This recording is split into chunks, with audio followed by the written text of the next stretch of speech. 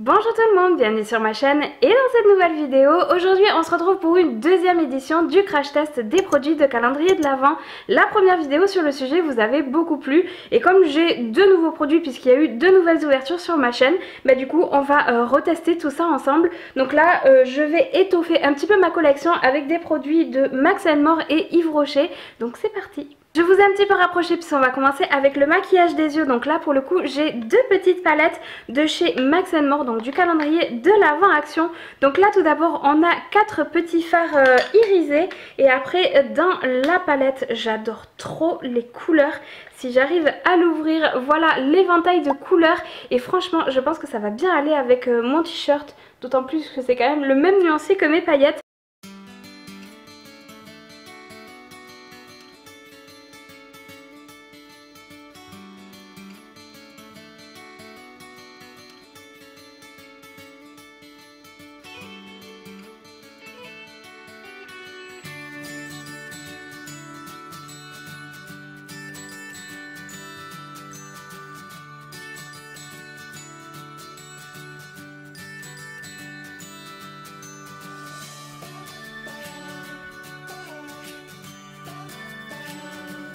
Le maquillage des yeux n'est pas totalement terminé, mais pour vous faire un rapide retour sur cette petite palette, écoutez, pour le rapport qualité-prix, elle est vraiment très chouette. Je trouve que les fards irisés sont quand même très lumineux et le fard mat est vraiment bien pigmenté. Il est quand même assez modulable et très facile à travailler.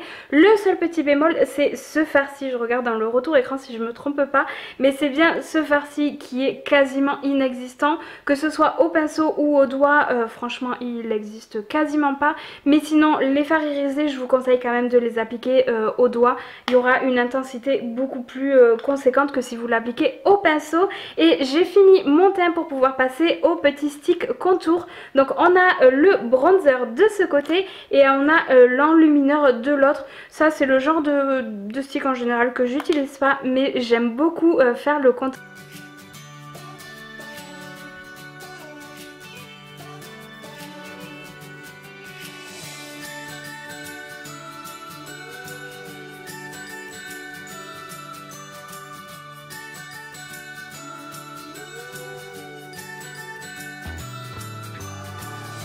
Je viens de finir mon teint et je sais que définitivement le contour enlumineur ce sera pas pour moi. En poudrant en fait mon teint, ça a encore plus déplacé la matière au niveau de mon nez. Donc là je n'ai absolument plus rien. Mais on va continuer avec deux autres petits produits pour terminer le teint. Donc à savoir tout d'abord un blush. Donc c'est la référence Pink Coral 162. C'est pas le genre de couleur que je mets d'habitude. Mais bon écoutez, on va tester. Je vais y aller tout doucement au cas où que la pigmentation soit vraiment au rendez-vous. Et voyons ce que ça va donner. J'ai l'impression que la pigmentation est pas top. Si, ça va. La pigmentation est quand même correcte. On est sur quelque chose de pas trop mal. La couleur, bon, je porterai pas ça tous les jours. Mais écoutez, je pense que si vous aimez bien ce genre de couleur, ça peut tout à fait faire l'affaire. C'est peut-être pas forcément le blush que je garderai, je pense que c'est le genre de couleur que ma maman adore porter. Donc je pense que ça partira chez elle. Et on va continuer avec l'enlumineur. Alors là, j'ai quelques doutes. Alors du coup, c'est un enlumineur tout simplement. Sauf que en fait, on dirait ni plus ni moins qu'une poudre matifiante. Il n'y a absolument aucun irisé à l'intérieur. C'est vraiment poudre, vous savez, poudre un petit peu compacte qu'on utilise pour le teint. Donc bon écoutez, on va tester. Oula, il est ultra poudreux, je sais pas si vous allez voir, ultra poudreux. Voyons s'il y a un petit résultat au niveau de l'application. Ah oui, si, je dirais qu'il est plus satiné que irisé. J'aime pas forcément les enlumineurs ultra marqués, mais là je dois dire que quand même c'est quelque chose d'assez subtil, on va dire. Je sais pas trop si vous le voyez. Ouais, définitivement ultra poudreux. Il y en a partout. Je suis quand même un petit peu mitigée concernant ces deux petits produits poudre. Pour le teint, j'ai oublié de vous préciser, mais ils viennent de chez Max & More. Et du coup, en parlant de cette marque, on va tester le petit crayon pour la muqueuse en doré. Définitivement, je crois que je n'ai vraiment pas de chance avec les crayons dorés comme ça pour la muqueuse. Il ne marque vraiment pas beaucoup. Et le problème, c'est qu'il a totalement transféré en fait sur le dessous de ma paupière. Donc là on n'est pas bon du tout. Et au niveau des fards à paupières, écoutez, j'ai l'impression qu'ils commencent déjà à migrer dans mes petits plis et que leur intensité commence vraiment à baisser. Donc là pour le coup je valide pas trop. Écoutez, je vais tester un des petits 4 fards comme ça irisés pour mettre dans mon coin interne. Si je trouve le bon pinceau. J'ai utilisé le plus clair ici. J'espère que ça va aller et que ça va pas m'en mettre partout. Il est quand même un petit peu poudreux. Il est super jaune, mais il est quand même assez lumineux. Il n'est pas non plus hyper transcendant, mais ça va. Pour une petite touche de lumière comme ça passe bien. J'ai fait mon petit trait de liner parce que je trouvais que le maquillage le supportait. Alors je sais pas si c'est mon liner qui est devenu tout sec ou si c'est les fards. Mais j'ai eu du mal. Là franchement j'ai vraiment eu du mal. Mais on va passer au petit mascara. Donc là c'est le Sexy Pulp Volume Extrême de chez Yves Rocher. Ça fait trop longtemps que j'avais envie de le tester parce que j'en avais entendu parler énormément. Au niveau de la brosse on est vraiment sur quelque chose que j'adore. Elle est en petit sablier comme ça avec des poils.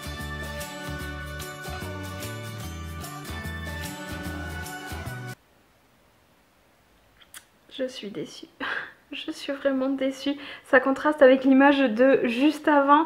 Mais non, je suis déçue. Il y a plusieurs problèmes dans ce mascara. Déjà, le premier, c'est pas la brosse. C'est... je pense que c'est la matière en fait du mascara tout simplement. En fait, on voit que la brosse est rose. Donc déjà, il n'y a pas énormément de matière sur la brosse. Ça c'est déjà premier mauvais point. Et après au niveau de mes cils, alors moi j'ai des cils qui sont fournis normalement on va dire, mais j'ai quand même des cils assez longs, donc en général ben, voilà, je cherche des mascaras volume pour ben, en plus de ma longueur apporter du volume. Alors là déjà on n'y est pas du tout au niveau du volume et au niveau de la longueur, j'ai l'impression que après l'application ça m'a supprimé mes cils en fait. Mes cils se sont... Je sais pas comment je peux expliquer. Ils se sont regroupés, genre j'avais 2-3 paquets de cils on va dire. Et en fait on les voyait plus. Et pourtant en général quand je mets du mascara ça se voit quand même bien. Mais là j'avais l'impression de ne plus avoir de cils. J'ai dû récupérer le truc avec mon Falsies Lashes de chez Maybelline tant que c'était pas encore sec. Là je comprends pas. Je comprends pas, j'en avais tellement entendu parler. Vraiment là pour le coup je suis déception. Là je comprends pas. Bon, on va quand même essayer de finir sur une note positive avec les produits lèvres. Donc là c'est deux produits de chez Max & More, donc du calendrier de l'Avent. Le premier c'est un petit crayon contour pour les lèvres. Alors celui-ci je l'ai déjà testé parce que voilà j'en avais besoin. Il m'a déjà beaucoup servi et je sais qu'il est vraiment très très chouette. Celui-là je l'aime beaucoup, je pense que je vais le finir assez rapidement.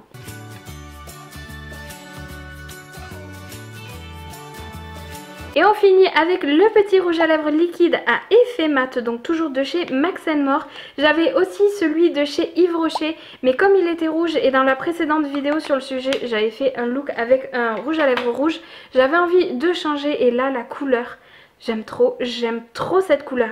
Oh, il sent bizarre.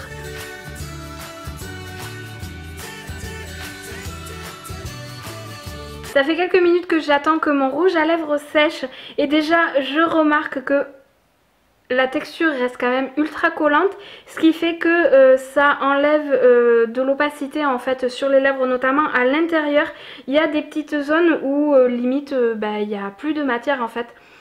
Je pense que le fait que ça soit collant en fait ça aide à faire partir la matière malheureusement, et il est quand même assez sec et dans l'ensemble il me marque les moindres petits stries que je peux avoir sur mes lèvres. C'est dommage parce que la couleur est vraiment jolie, mais je sais pas, à voir à la fin de la journée ce que ça va donner, mais pour l'instant il n'est pas vraiment très confortable à porter. Contrairement à la première vidéo sur le sujet, c'est un bilan un petit peu plus mitigé que je fais dans cette vidéo. Même si je vous l'accorde, le résultat est quand même totalement correct. Mais dans l'ensemble, j'ai quand même été un petit peu moins emballée par les produits que j'ai pu tester aujourd'hui. Mais j'espère quand même que cette vidéo vous a plu. Si c'est le cas, n'hésitez pas à laisser un petit like et un petit commentaire avec vos impressions. Pour ma part, de nouveaux calendriers de l'Avent m'attendent juste ici. Donc je vais filmer de nouvelles vidéos unboxing calendrier de l'Avent. Si jamais ça vous intéresse, n'hésitez pas à vous abonner et surtout à activer la cloche des notifications pour être au courant des prochaines ouvertures. Et si jamais ce genre d'idée vidéo vous plaît, n'hésitez pas à me le dire parce que là je pense que j'aurai matière à faire une troisième vidéo sur le sujet. Donc n'hésitez pas à me dire tout ça et en attendant la prochaine vidéo, je vous fais de gros bisous et puis je vous dis à très vite. Ciao!